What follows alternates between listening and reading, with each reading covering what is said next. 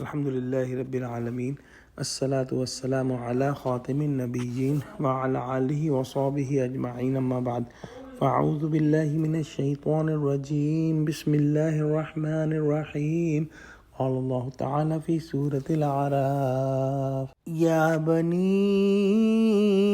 آدم لا يفتننكم الشيطان كما أخرج أبويكم من الجنة ينزع عنهما لباسهما ليريهما سوآتهما إنه يراكم هو وقبيله من حيث لا ترونهم إنا جعلنا الشياطين أولياء للذين لا يؤمنون. Translation: O children of Adam, let not Shaitan tempt you to fall in trouble as he got your parents expelled out from the paradise, removing their clothing to expose and show both of them their shame. Surely he and his tribe watch you from a position where you cannot see them. Indeed, we have made the Shaitans devils friends of those who do not believe.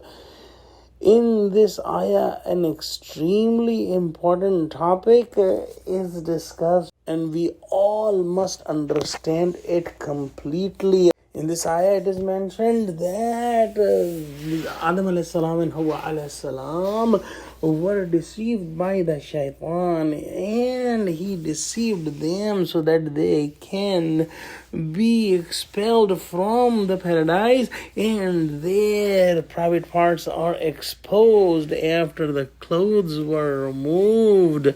And then Allah subhanahu wa ta'ala mentions a very important point, that the devil shaitan and his tribe see you from where you cannot see them.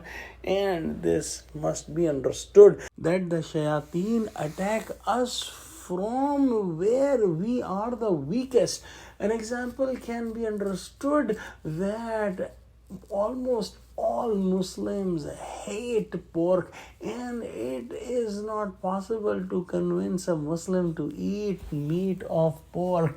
But the shayateen can convince a Muslim to steal a goat or a chicken and then sacrifice it in a halal way and eat the meat of that stolen chicken or stolen goat. The meat of pork and the meat of stolen halal animal is completely haram and is the same. But the shaitan will not ask a Muslim to eat pork because he knows that Muslim is strong in that area and will not eat pork. However, a Muslim that is not following his religion may be deceived to steal something and eat from it. So that the shaitan attacks us from where we are weak. Scholars give an example that if there is a worshipper, the shaitan may deceive him to worship all night in the nafal ibadat, and then at the time of Fajr he makes them sleep so that they miss the fard ibadah and do the nafil ibadah all night. So the shaitan may convince a person who is weak about wealth to steal.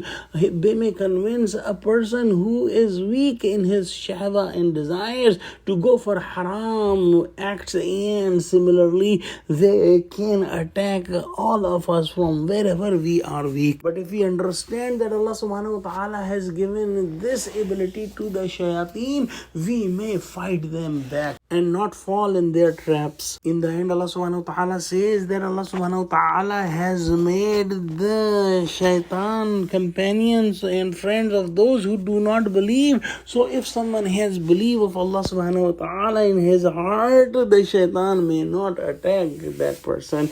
Let's pray that Allah subhanahu wa ta'ala give us true understanding of Quran and save us from the tricks of shaitan. Ameen. Wa akhiru da'wana alhamdulillahi rabbil alameen. Assalamu alaikum.